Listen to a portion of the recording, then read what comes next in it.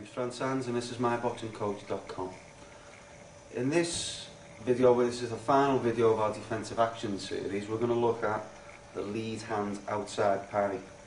Okay, so this is a defence that if you're meeting an opponent with the same stance as you, so if it's orthodox versus orthodox or southpaw versus southpaw, it's a defence against their power shot, their backhand, so the orthodox right hand or the southpaw left hand. If you're meeting an opponent with an opposing stance, then it's going to be the jab that you're defending against here. So southpaws will be very aware and very familiar with any lead hand blocks and parries because they use it so often against orthodox opponents. We've looked at the defensive parry inside, but this being the defensive parry outside, lead hand parry outside, there's a little bit more involved, it's a little bit more intricate. It's probably not going to be used as commonly as the simple block or the inside parry, but it's always worth knowing, it's always worth having it in the armoury in order to use it whenever the instinct calls.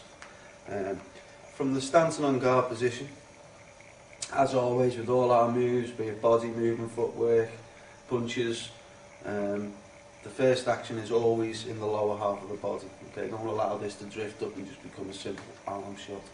So from there, shot comes in, we're going to rotate our body, and that gives us a straight line onto the opponent and allows our arm to cup round and just simply deflect the shot out. Okay, so the shot comes in this way and we deflect it out.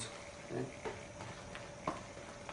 From there, and again, the simple economical body movement. As the shot comes in, we want to make sure that that cups over the top of the hand and simply pulls it out that way. So it really does open up the opponent's defences, leaving them wide open to your own responsive attacks.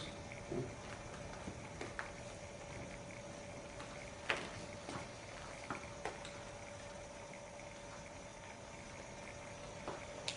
Common faults. Most of the time you're going to be defending against a power shot here. Okay, now whilst parries are never a match of strength v strength, you should always be able to come out on top if you're using a parry against a power shot, because you're not meeting it dead on, you're actually deflecting its own true course, and it doesn't take much to do that.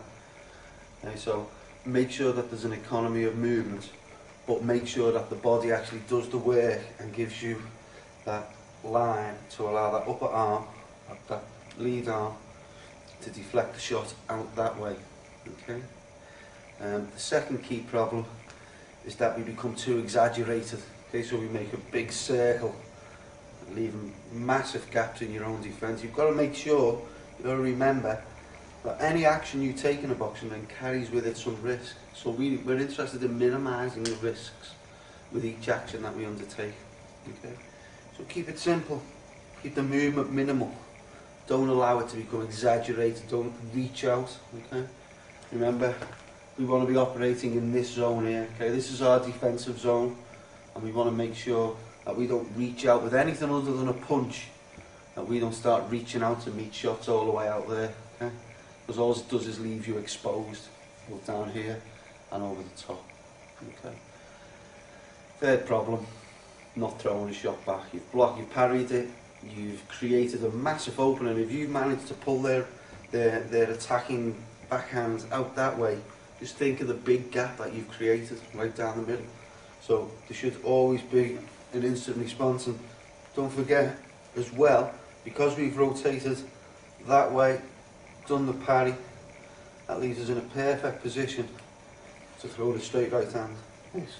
So from there, likewise if you're an orthodox southpaw, you can block and throw the straight left hand. A really good shot, really good defence to use against an opponent with an opposing stance. So that's the lead hand outside parry. Quite a rare defence to see, but still one worth knowing and still one worth practicing in the gym environment. Okay. My name's Franz. This is myboxingcoach.com.